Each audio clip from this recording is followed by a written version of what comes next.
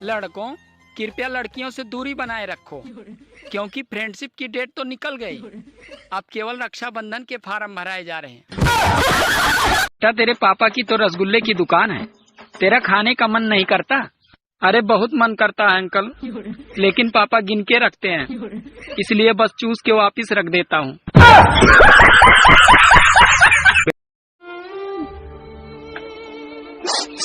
क्या हुआ भाई, रो रहे हो क्या?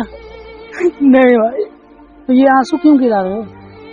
ये ना मैं आंखों से मूत रहा हमको दिखाई नहीं देता है।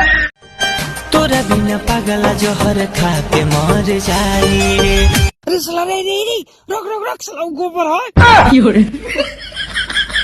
ए सुना, तू हमसे बात नहीं ना कर, उड़ानिया से फांसी लगा के मर जाए। हाँ तो उड़ानिया फाड़ी तार गाड़ियों फाड़ी।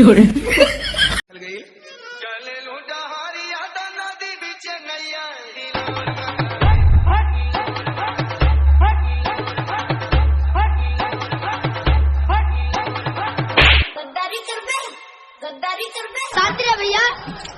एक लाइन और हमरे गुरुजी कर ले उनका का कर ले उन